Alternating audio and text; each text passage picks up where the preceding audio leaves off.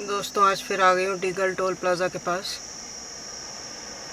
और यहाँ पे कुछ मुझे लग रहा है कि जहाँ पे पहले पेड़ वगैरह थे इस पे ब्लैक क्राउन नाइट हेरन बैठा करते थे, ये पेड़ कट गए थे ना, तो अब यहाँ पर इन्होंने मिट्टी खोदी है। तो जो यहाँ पे मतलब तालाब सा था छोटा सा, तो मुझे लग रहा है कि मिट्टी खोद के और इसको साइड से गहरा कर दिया है। अब यहाँ पे क्या करने जा रहे हैं पता नहीं। फ़िलहाल तो यहाँ पर सिर्फ लैपिंग की आवाज़ आ रही है, आपको सुनाई दे रही होगी, टिटीरी की आवाज़ आ रही है, रेड बैटल लैपिंग की।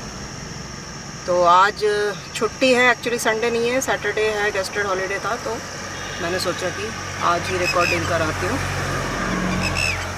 तो पिछले कुछ वीडियोस में भी मैंने कुछ इम्पॉर्टेंट न्यूज़ शेयर किए थे और आज भी एक स्टडी के बारे में बात करना चाहती हूँ। अभी रिसेंटली पढ़ा मैंने उसके बारे में, जो मेरे ग्रुप्स हैं जिसके अंदर बर्ड्स के बारे में इंफॉर्मेशन आती रहती है, वहीं पे इसके बारे में किसी ने शेयर किया था। तो ये स्टडी 2020-21 में हुई थी, इस समय कोविड चल रहा था।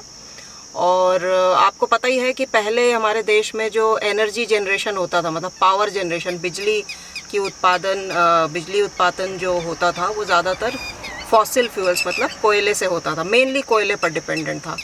लेकिन उसके बाद से भारत सरकार ने धीरे धीरे करके इसको ग्रीन एनर्जी में कन्वर्ट करने की कोशिश की है। मतलब कि कोयला इस्तेमाल ना करके जो रिन्यूएबल एनर्जी सोर्सेज हैं, मतलब जो ऐसे एनर्जी सोर्सेज हैं जो कि इस्तेमाल करने पर ख़त्म नहीं होंगे, उनको रिन्यू किया जा सकता है, जैसे कि सोलर पावर, विंड पावर और हाइड्रो पावर। तो आपको पता ही है सोलर पावर को तो बहुत ज़्यादा इस समय बढ़ावा दे रही है गवर्नमेंट। सोलर पैनल्स वगैरह गाँवों में, शहरों में, खेतों में हर जगह लगे हुए आपको दिखते हैं। और हाइड्रो पावर प्रोजेक्ट्स भी बहुत सारे चल रहे हैं देश की बड़ी बड़ी नदियों पर, खास करके पहाड़ी इलाकों में।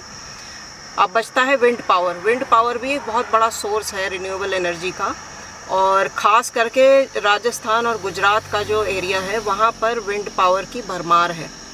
और करेंटली जो हमारा रिन्यूएबल एनर्जी जो है टोटल सारे सोर्सेज को मिला के, मतलब solar power, water power, wind power, nuclear power भी इसमें आ जाता है, वो करीब करीब 100 गीगावाट से ऊपर है। लेकिन इसको 5 गुना और हमें बढ़ाना है। मतलब जो गवर्नमेंट का जो प्रोग्राम है या जो उसका इरादा है वो ये है कि 500 गीगावाट तक हमें जो रिन्यूएबल एनर्जी है उसको उस लेवल तक बढ़ाना है। तो इसमें से विंड पावर का जो है काफ़ी ज़्यादा मतलब जो इसकी कैपेसिटी है इसमें कंट्रीब्यूट करने की। लेकिन विंड पावर की जहाँ बात होती है वहाँ पर पक्षियों के लिए एक बहुत बड़ा खतरा होता है, जो मैंने पहले भी आपके साथ डिस्कस किया है। तो उसी बारे में ये स्टडी भी थी, 2020-21 में कंडक्ट की गई थी, उसको आज मैं बताऊँगी आपको। तो जैसा कि मैंने आपको पहले भी बताया था कि ये जो विंड पावर जनरेट होता है इसके लिए बड़े बड़े टरबाइन्स बनाए जाते हैं, विंड मिल कहते हैं उनको। विंड मिल्स के ब्लेड्स होते हैं, वो ब्लेड्स जब हवा तेज़ चलती है तो वो रोटेट करते हैं और उससे पावर जनरेशन होता है।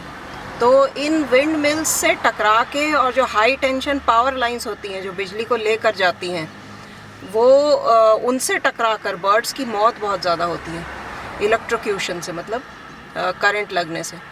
नॉर्मली बर्ड्स जो बैठती हैं बिजली के तारों पर, जिनमें बिजली होती है, उन तारों पर बैठने पर भी उनको शॉक नहीं लगता है, क्योंकि एक तरह का इंसुलेशन प्रोवाइडेड होता है उनके पैरों में। लेकिन उड़ते समय अगर वही बर्ड्स टकरा जाती हैं हाई टेंशन पावर लाइन से, तो फिर उनकी मौत हो जाती है करंट लगने से। और ज़्यादातर ये चीज़ उन बर्ड्स के साथ होती है जिनका साइज़ बड़ा होता है और उनकी फ़्लाइट जो है वो थोड़ी क्लमजी होती है। मतलब कि जो बड़े बर्ड्स होते हैं, भारी होते हैं, वो थोड़ा धीरे उड़ते हैं। और मतलब जो एकदम से, जैसे छोटी बर्ड्स आप देखते हो तेज़ी से उड़ जाती हैं बड़ी ग्रेसफुली, बड़ी बर्ड्स जो होती हैं थोड़ा क्लमजी तरीके से उड़ती हैं, क्योंकि एक तो वज़न भी ज़्यादा होता है, एकदम से जब उड़ना पड़े तो बर्ड्स में दिक्कत आ जाती है। तो उनमें ही एक ग्रेट इंडियन बस्टर्ड भी है, और आपको पता ही है कि राजस्थान में ही इसकी ब्रीडिंग होती है और राजस्थान में ही सबसे ज़्यादा विंड पावर जनरेट होता है। इनफैक्ट जैसलमेर में एक विंड पार्क है, जैसलमेर विंड पार्क के नाम से, और उस पार्क से बहुत high percentage wind power generate होता है। मतलब हमारे देश का जो पूरा विंड पावर का की जो कैपेसिटी है उसमें जैसलमेर विंड पार्क का बहुत बड़ा कंट्रीब्यूशन है। और इसके बारे में मैंने अपनी किताब ट्रैवल डायरीज़ के 3rd वॉल्यूम में लिखा भी है, travel diaries going back in time volume 3 ये नाम है उस किताब का। और इस बार जो 1 से 9 फरवरी को नई दिल्ली में बुक फेयर लगा था, वहाँ पर भी उस किताब को डिस्प्ले किया गया था। अगर आपने नहीं पढ़ा है तो आप ऑर्डर करके पढ़ सकते हैं। किंडल या ई बुक में भी आप फॉर्मेट में पढ़ सकते हैं। अगर आप हार्ड कॉपी नहीं लेना चाहते, अमेज़ॉन से भी ले सकते हैं आप। और नोशन प्रेस, जहाँ मतलब जो मेरा पब्लिशर है वो नोशन प्रेस है, इनका ऑफिस चेन्नई में है, तो उनके वेबसाइट से भी आप ले सकते हैं या फिर आप अमेज़ॉन से भी ले सकते हैं। तो उसमें भी मैंने जैसलमेर विंड पार्क के बारे में पूरा डिस्क्राइब किया हुआ है। तो जो ये विंड प्रोडक्शन, विंड से पावर प्रोडक्शन है, इससे रिन्यूएबल एनर्जी तो प्रोड्यूस होती है और बिजली की आपूर्ति होती है, लेकिन उससे पक्षियों को क्या नुकसान होता है वो हम अभी डिस्कस कर रहे हैं। तो सबसे ज़्यादा जो बर्ड्स मरी हुई पाई गई इन विंड टर्बाइंस के आसपास, उसमें से रॉक पिजन थे, मतलब जो हमारे कबूतर होते हैं कॉमन वाले, ग्रे वाले, वो कबूतर थे। और उसका कारण यही है कि वो इतनी ज़्यादा संख्या में हैं और कई तो उसके आसपास उसके नेस्ट भी मिले, मतलब उनको पता नहीं चलता है, वो नेस्ट बना लेते हैं अपना उसके आसपास ही, उनके पोल्स वगैरह पे नेस्ट बना लेते हैं, तो मारे जाते हैं जब ये टर्बाइंस चलती हैं। उसके बाद जो दूसरे नंबर पे सबसे ज़्यादा पक्षी उस स्टडी में मरे हुए मिले वो थे ग्रिफन वल्चर। तो नॉर्मली वल्चर की ज़्यादातर स्पीशीज़ एंडेंजर्ड होती हैं, लेकिन जो ग्रिफन वल्चर है उसको शायद एंडेंजर्ड नहीं माना जाता है। उस स्टडी में ऐसा लिखा था। हालांकि मेरा ये मानना था कि सारे ही वल्चर्स को क्रिटिकली एंडेंजर्ड माना जाता है, लेकिन उन्होंने ये लिखा हुआ था कि ग्रिफन वल्चर जो है वो क्रिटिकली एंडेंजर्ड नहीं है, लीस्ट कंसर्न स्पीशीज़ में आता है। उसके बाद और भी पक्षी थे, फैल्कन वगैरह थे और डव थे, यूरेशियन कॉलर डव। लेकिन जो ग्रेट इंडियन बस्टर्ड है वो भी इलेक्ट्रोक्यूशन का शिकार होता है बहुत कॉमनली। उसकी तो पॉपुलेशन ही बहुत कम है, तो इसलिए मतलब एक एरिया में ग्रेट इंडियन बस्टर्ड आपको मरे हुए कितने मिलेंगे ये भी कम ही होगा। उन्होंने तो नंबर के हिसाब से देखा है कि सबसे ज़्यादा नंबर मरे हुए पक्षियों का कौन सी स्पीशीज़ का था। एक फ़ोन कॉल आ गया था बीच में। अभी जो अप्रैल का सेकंड हाफ और मई का महीना बहुत ही बिजी निकला है। जून भी मतलब मिड जून तक या जून एंड तक ही बहुत बिजी रहेगा। फिर मेरी जब समर वेकेशन आएंगी जुलाई में, तब शायद कहीं बाहर जाने का प्लान बन सकता है, देखती हूँ। वरना तो अप्रैल में जो बांधवगढ़ ट्रिप था बस वहीं तक मैं रिलैक्स थी। उसके बाद तो बहुत ज़्यादा हेक्टिक हो गया शेड्यूल अचानक से, मतलब जो चीज़ें मैंने एक्सपेक्ट भी नहीं की थी। कई बार अचानक से चीज़ें होती हैं वो अच्छे के लिए ही होती हैं, लेकिन उस टाइम पे आप कुछ महीनों के लिए परेशान हो जाते हो। लेकिन शुक्र है कि वो चीज़ें जल्दी निपट जाएं अगर, तो फिर कोई दिक्कत नहीं है। अगर लंबा खिंच जाए तब तकलीफ़ होती है। तो जो इस स्टडी के अकॉर्डिंग जो था, तो सबसे ज़्यादा जो पक्षी मरे हुए उनको रॉक पिजन मिले थे। लेकिन उसका कारण जाहिर सी बात है कि वो पॉपुलेशन ही उनकी इतनी ज़्यादा है, इसलिए वही सबसे ज़्यादा नंबर में मिले थे। लेकिन हमें दिक्कत तब होती है, रॉक पिजन की तो कोई कंसर्न है ही नहीं, इनफैक्ट वो तो पेस्ट है। लेकिन पेस्ट के बारे में भी मैं एक बात बताऊंगी, अभी पहले इसको कंप्लीट कर लूँ इस सब्जेक्ट को। उसमें ये है कि जो ग्रेट इंडियन बस्टर्ड और इस तरह के जो एंडेंजर्ड पक्षी है, वल्चर्स भी एंडेंजर्ड ही आते हैं, उसी में आते हैं। तो इनकी जो डेथ होती है पावर लाइन से टकरा के या टरबाइन से टकरा के, ये एक बड़ा कंसर्न है और ये बर्ड्स के लिए थ्रेट है। हालांकि हमें रिन्यूएबल एनर्जी की भी ज़रूरत है, लेकिन जो नुकसान इसकी वजह से एंडेंजर्ड स्पीशीज़ को हो रहा है, उसको अगर किसी तरह से रोका जा सकता है तो उस पर काम करना चाहिए सरकार को। दोस्तों ये भी शायद लाख ही है, जूम कैमरे से देख रही हूँ मैं। हालांकि इसके पंख पे ये जो वाइट बैंड है ये लाक्स में तो नहीं होता है, पूरा बफ कलर्ड सा होता है।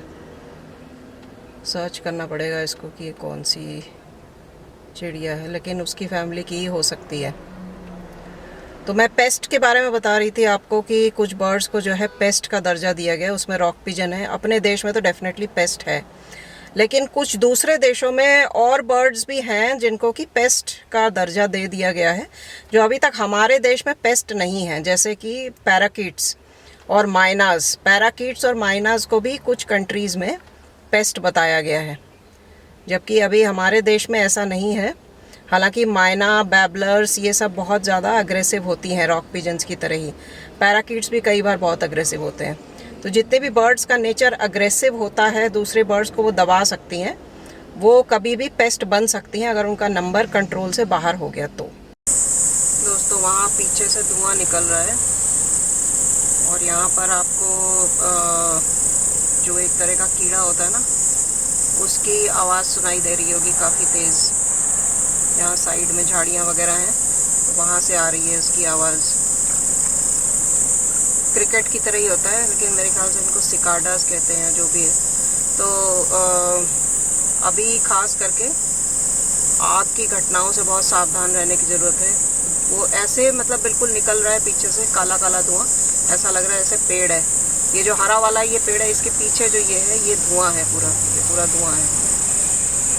आज 7 जून है और आज जो है करीब करीब 10 महीने बाद मंगल अपनी शत्रु राशि और नीच राशि में घूमने के बाद फाइनली मुक्त हो रहे हैं और अपने मित्र सिंह राशि में आ रहे हैं। सूर्य की राशि है, सूर्य राजा है और मंगल जो है वो सेनापति हैं। तो सेनापति राजा की राशि में आ रहे हैं और सिंह राशि में ही केतु भी बैठे हैं। तो फायरी साइन है सिंह, और मंगल और केतु दोनों ही अग्नि के कारक भी हैं। तो अग्नि की घटनाओं से बहुत ज़्यादा केयरफुल रहना है। और आप खुद ही सोचिए कि 10 महीने अगर सेनापति एक तरह से बंधक बना हुआ था और कमज़ोर हालात में था, तो अब फुल फोर्स में वापस आएगा मंगल। तो इस बात का बहुत ज़्यादा ध्यान रखना है।